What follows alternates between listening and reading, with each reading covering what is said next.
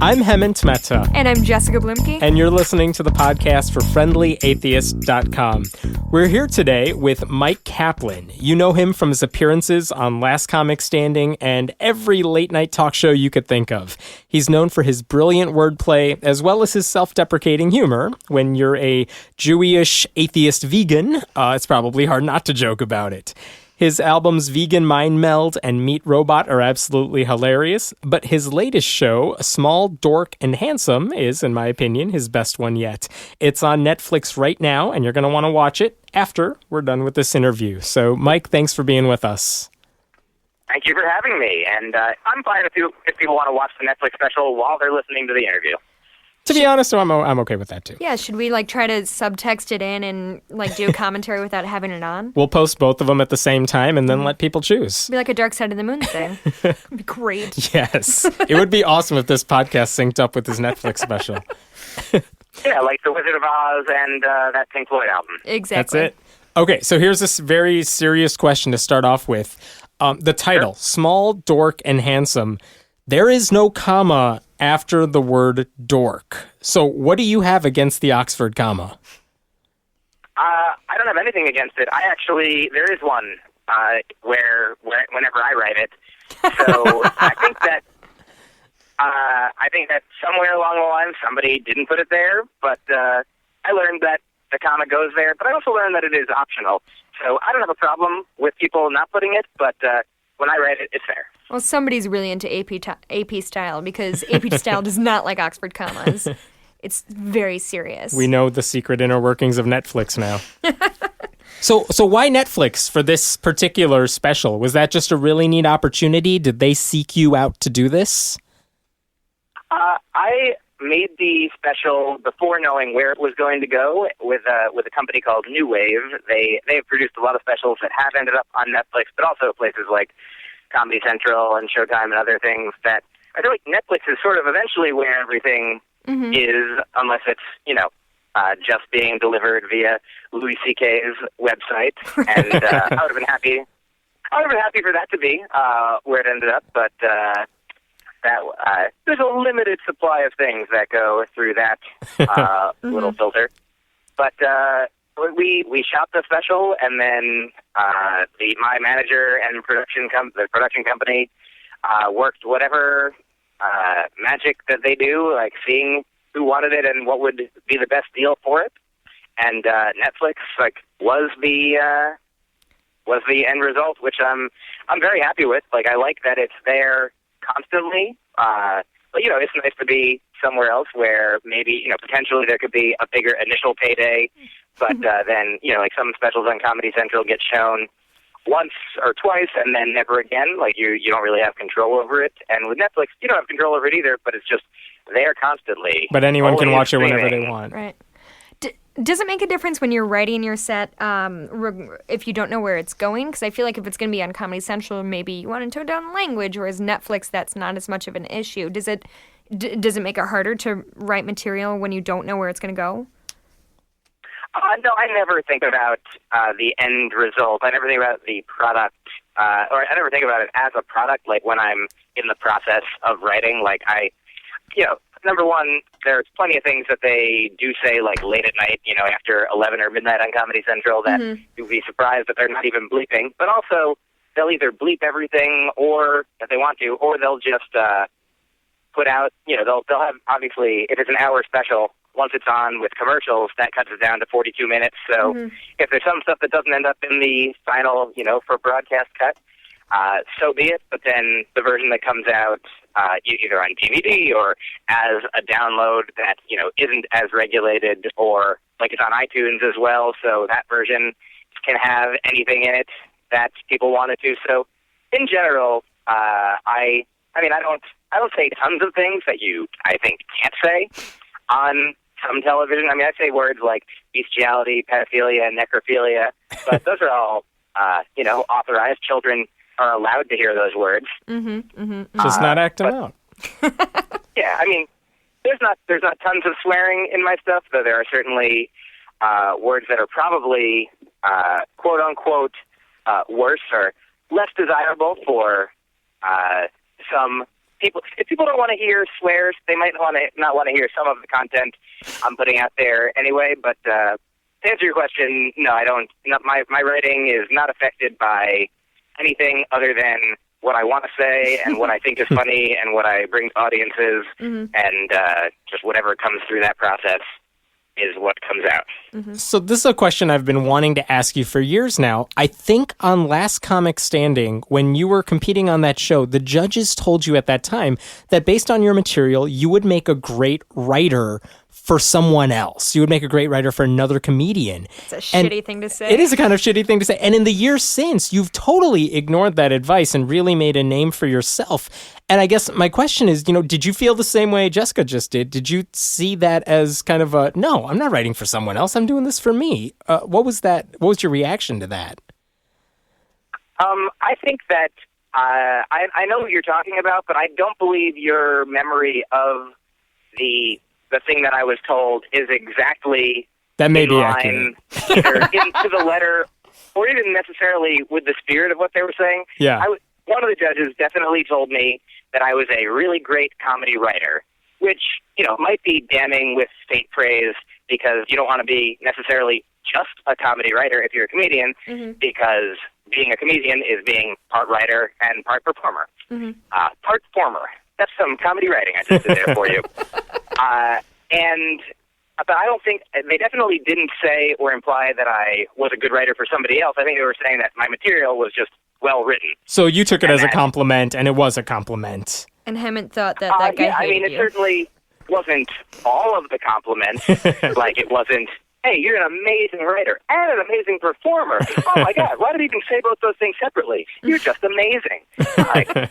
I would have been happy for the adjectives not being as, and the nouns not being as specific, but I was happy to have nice things said about me, period, on a reality show, even if it is one that was doing its best to showcase stand-up comedy in a positive light, which I think they've been doing a great job of the last couple seasons, including the one that I was on. So I do have no complaints, and I also do think that, like, when I started out in comedy, if writing and performing are the two components, if you want to break it down in that sort of dichotomy of stand-up, I certainly started out as a much stronger writer than performer, and looking back, I know, whatever people think of my performing now, it certainly has improved. If I look back at, sets on video or listen back to audio recordings of my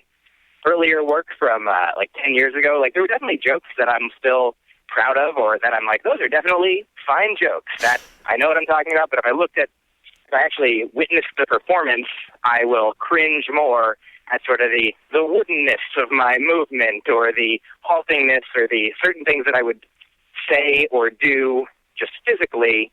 I feel like a lot of people have a thing where they don't like to hear their voice or look at themselves on tape. I don't mind my voice, but I definitely, almost at every stage of the game, I'll look back at something from even a year or a couple years ago and be like, oh, I see ways that could be better, and I hope and think that I am better now.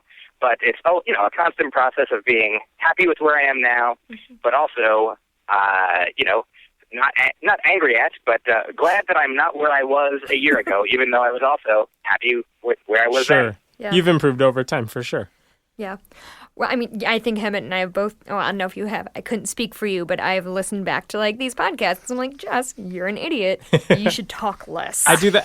I write, multiple blogs every day, and I say that about everything I've ever written. I wish I could have that do-over or something. But yeah, you get better over time. So, Myq, I, just to let you know a little, I do a little comedy. I'm in the kind of Chicago stand-up scene a little bit. So, my experience is that people tend to be a little, certainly skew left, but it's not been as, blatantly atheistic as I thought it would be. I remember talking to a guy who he hosted my open mic, and I had done something about being an atheist, and I was like, well, you're an atheist, right? He's like, no, I'm Catholic. And I was like, well, that's weird of you.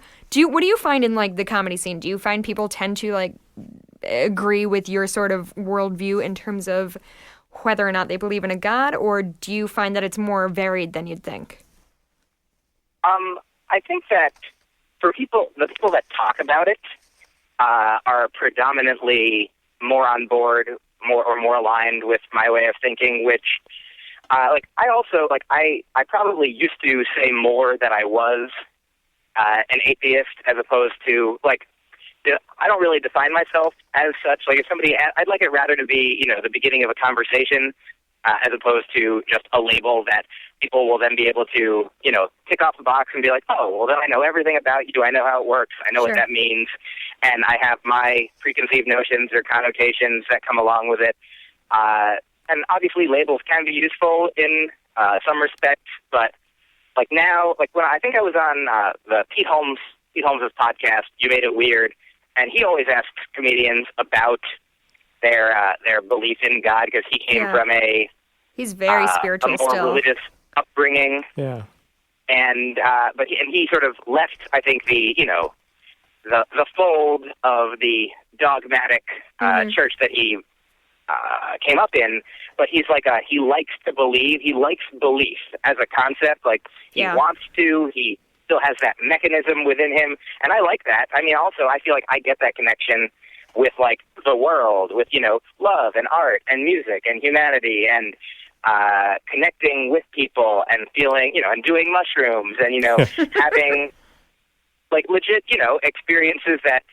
I'm actually reading a book of quotes by the Dalai Lama right now, and there's one that I can't paraphrase even close to what it says, but he says something about the idea of spirituality.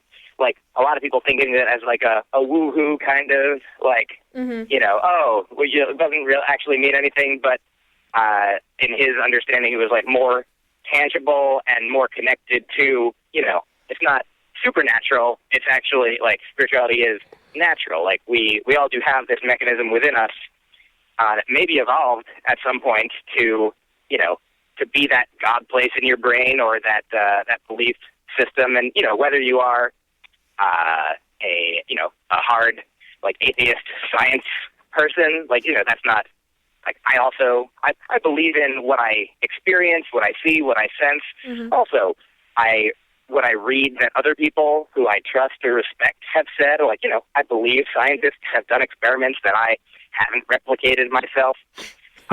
This is getting a little far afield from the question, but I do think, most of the comedians that Pete has on his podcast, which are a lot of some of my idols, some of my peers, some people I don't know, but mostly people that I'm familiar with. Mm-hmm. And it does seem like a lot of comedians that at least I'm familiar with and resonate with do skew more along atheist lines or don't care lines, just sort of live and let live. I don't know, doesn't, mostly I don't know, the sort of the line, if there is a line between atheism and agnosticism, it seems in the same way that there's certainly a spectrum of, say, sexuality from, obviously homosexual to heterosexual with bisexual or pansexual or other things that are not just those things in the middle, and you can be different components. But then sometimes there are people who, if a gay person is coming out of the closet but isn't fully ready to fully come out, there's certainly documented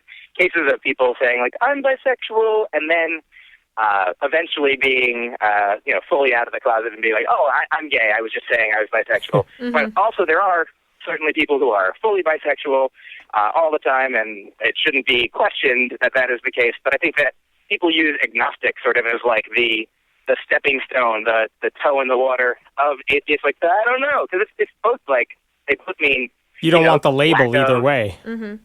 Yeah. So it's a happy medium. Agnostic sounds a little softer. People think oh, okay, so you're not saying for sure that there's nothing.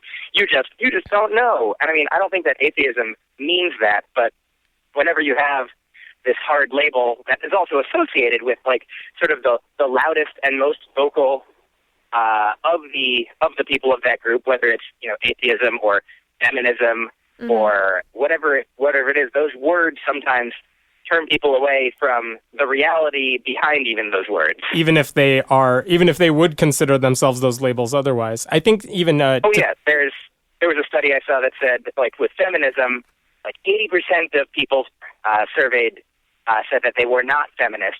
But 80% of people surveyed said that they did believe in, the equality of the genders and thought that they believe in the idea of feminism, if not the word. Right, and sometimes it is the word or the associations people have with the word that are turned off. So I think that, I think most comedians are, people who reflect on themselves, their lives, the world around them. And so most comedians are not, necessarily scientists, but they're very frequently rational people, observational people. And these are, qualities that go along with not just, say, accepting a dogmatic overlord's view, but, doing more free thinking and questioning. And so, yeah, I would say that at least amongst my cohorts, there's certainly a lot of like-mindedness. And that like-mindedness is not to say that I'm like, and we're all just like preaching to each other's choirs all the time, but that this is sort of, rooted in openness to whatever there is or isn't. Like, I mean, sometimes if God appeared to all of us, I think we'd be like, okay, I guess so. Yeah. I think Danielle Dennett actually talked about what you were saying, which is there is a belief in belief. You believe that the idea of religion can be a powerful idea for good or for bad.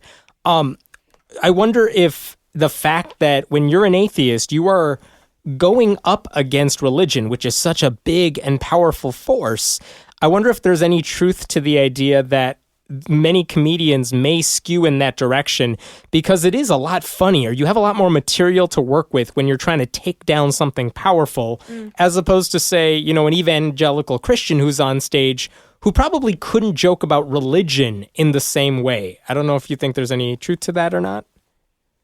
I mean, that certainly, on the face of it, resonates. There certainly are Christian comedians, and a lot of the times it just means that they are doing clean, wholesome shows to the whole family that you could do at church in front of a grandmother and a baby and your boss and whoever. But there's an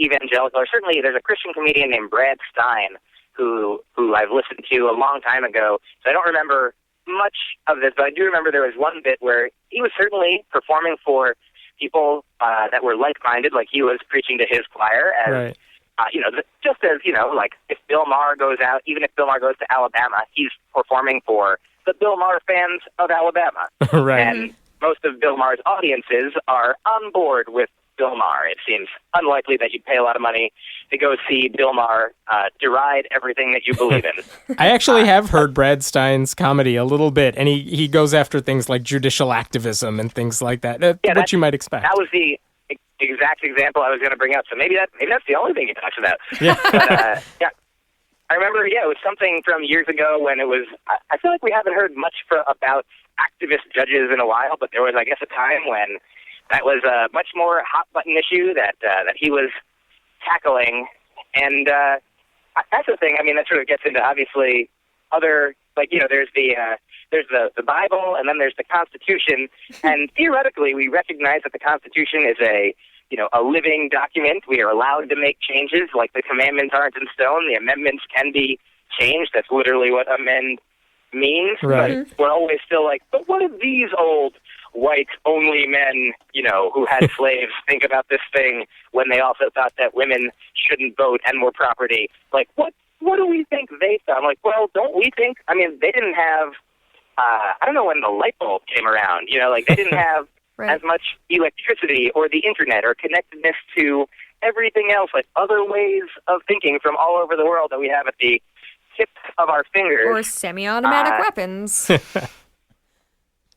So, but yeah, I feel like that's the kind of thing that, I mean, if there are, I mean, today, obviously, maybe Brad Stein's having a field day with, like, all of the courts that are now saying, like, hey, gay marriage, actually, probably the right thing. In 20 years and 30 years and 50 years, like, we'll all be like, oh, yeah, that was kind of silly. That wasn't allowed. I think the last time I heard of him, he was appearing in the movie, I could get this wrong, but I think it was called A C for Christmas, or one of those Christmas movies where the big atheists are coming to take away the nativity scenes, and he's one of he's a character in the movie where they're trying to take back the town for Christ, or something like that.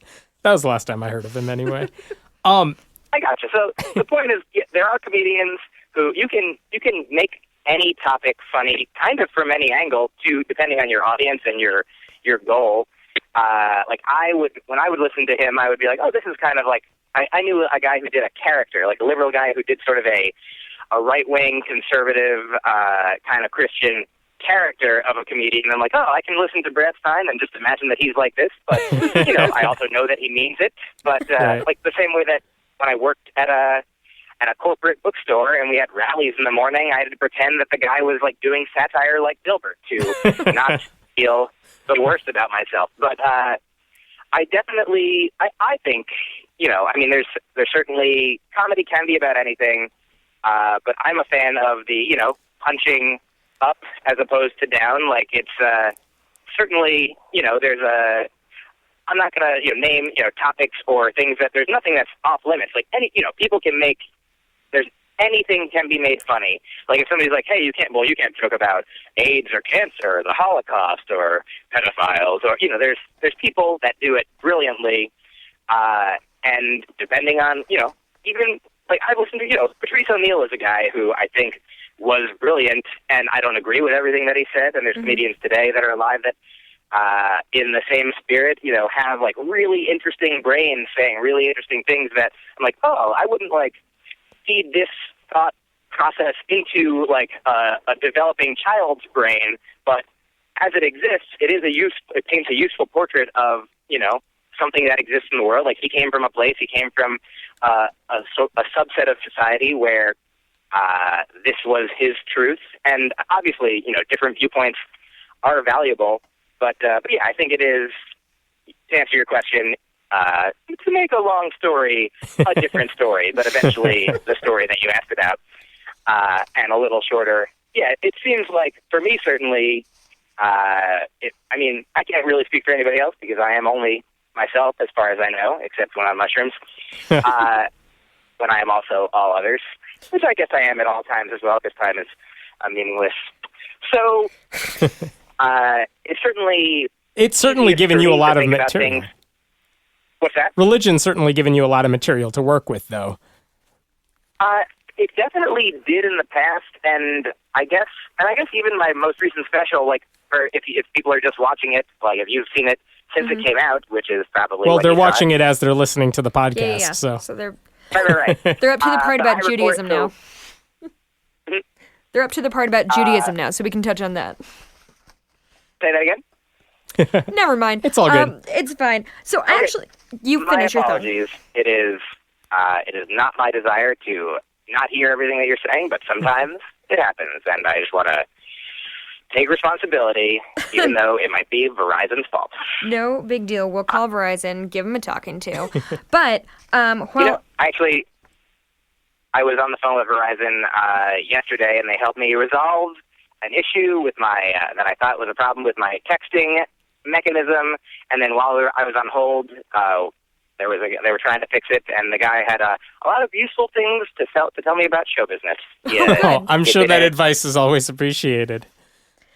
Legitimately, it was not just the sort of like, oh, you should try to get on the Tonight Show. It was actually a lot more specific, and and directed at the right person and the right time in their career. I'm sure it would have been very helpful, and was a pleasure to interact with a guy while I was waiting for my phone to work. But actually, the best advice I've gotten about comedy was a woman asked, have you ever done an open mic at the Laugh Factory? And I said, oh, no, not yet. And she said, oh, my friend did an open mic at the Laugh Factory, and now he's a writer on Colbert, so you should do that.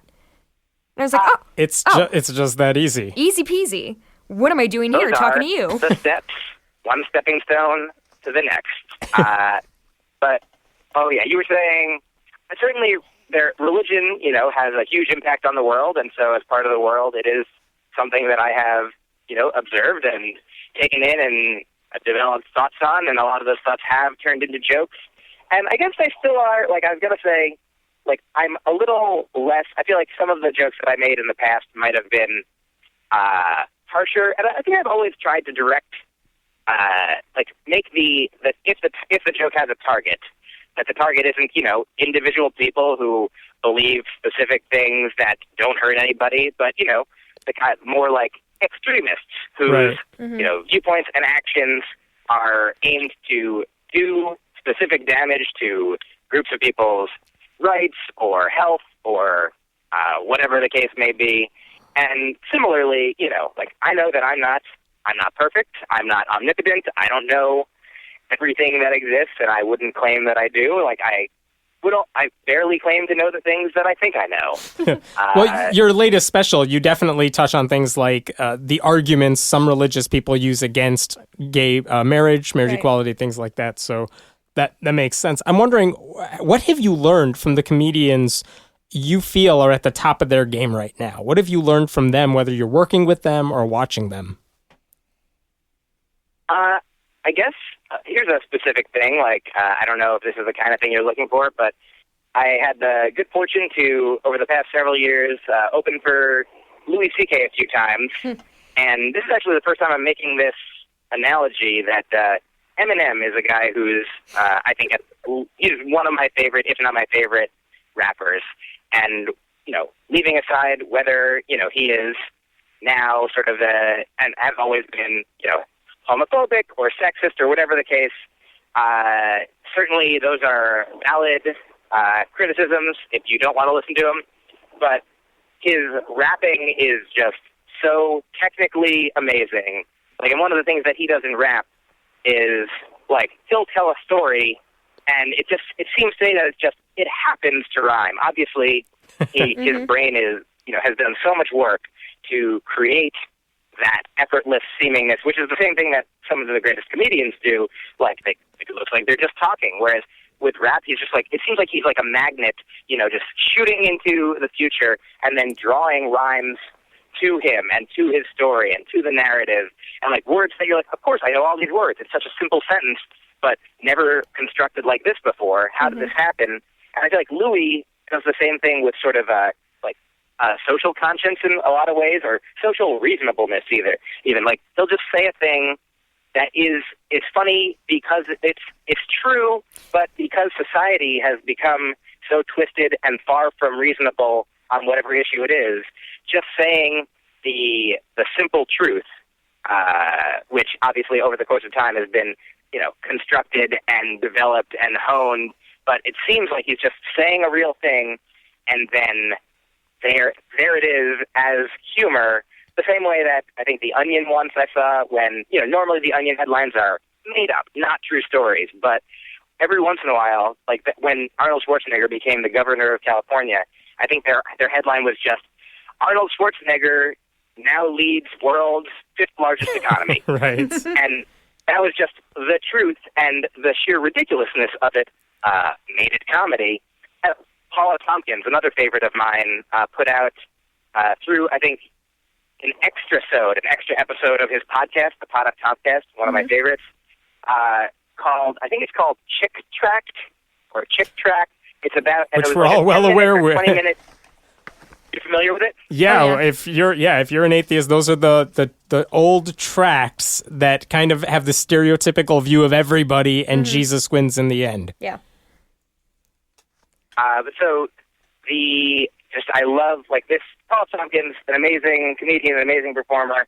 And if people haven't heard his piece about Chick-fil-A, it's the same thing. It's just him saying true things with his what I think is the ideal sort of, I don't want to say right attitude, but just the kind attitude. I think one of my favorite parts of it was just him, the person, the foil, his friend who's saying well, Chick-fil-A, I don't really vet everyone else, all the other businesses. He's but now I'm not telling you to do that. Just now that you know this, don't give your money to this if you know it. He's I don't like to get political. Oh, I don't think of this. This is the thing. He's I don't think this is political. I think political is should states have more rights? It should be bigger government, smaller government. Not those people are an abomination. That seems a little more than political to me, I think. That's my best. That's a good Paul F. Tompkins impression. So, I guess that's the sort of thing. We're all influenced and we all take by everything that we experience, by all the world that we live in, by the art that we enjoy, by the entertainment that we see, some that we try to avoid.